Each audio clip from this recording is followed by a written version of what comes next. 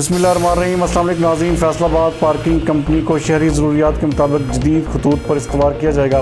اس بات کا اظہار ڈپٹی کمشنر فیصل آباد محمد علی نے پارکنگ کمپنی کے سالانہ اجلاس کی صدارت کرتے ہوئے کہی۔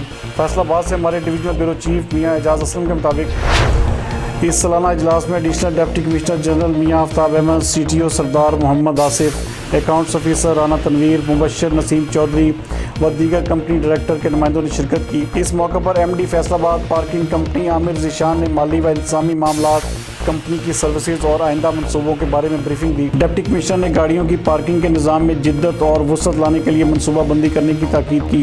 ان کا کہنا تھا کہ شہر میں گاڑیوں کی پارکنگ کے مسائل کو فوری حل اور مستقبل کے تقاضوں کو پورا کرنے کے لیے ایسا لاہ عمل اختیار کیا جائے جس سے پارکنگ کمپنی کی سروسز پر عوامی اعتماد مضبوط ہو۔ انہوں نے کہا کہ بے ہنگم اور غیر محفوظ پارکنگ کے مسائل پر قابو پانے کے لیے عوامی آگاہی مہم شروع کی جائے جس کے ذریعے عوام میں اپنی گاڑیوں کے تحفظ اور پارکنگ کی ترتیب کا احساس اجاگر ہو سکے۔ انہوں نے نئی پارکنگ سائٹس کے قابل عمل ہونے کا جائزہ لینے کے علاوہ ہسپتالوں میں پارکنگ کے نظام کے لیے متعلقہ حکام سے قانونی و انتظامی طریقہ کار کے بارے میں بات چیت کرنے اور بیرون کارخانہ بازار سروالا راج باغ کے قریب ریلوے کی زمین پر گاڑیوں کی پارکنگ کی سہولت فراہم کرنے کے لیے ریلوے حکام سے بات چیت کرنے کا فیصلہ کیا۔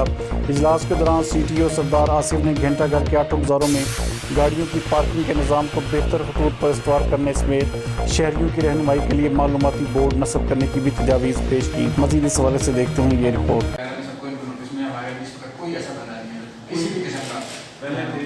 ایڈیشن چارج پہ ایسا ضرورت ہے 15,000 ایڈیشن آ وہ سال کا لے تو جب اس پیسوں میں ہوگا سی ڈی او یہ ایکس آفیشر سے ہمارے نمبر باقی کمپنی جو لائی ڈپارٹمنٹس ہیں ان میں سے کوئی لیٹر کلیئرنس لیٹر وہ بھی آ گیا ہے۔ ہمارا ایسا کوئی وہ نہیں ہوا تو لیکن یہ ہمارا سر ایسا کیس ہوئی تھا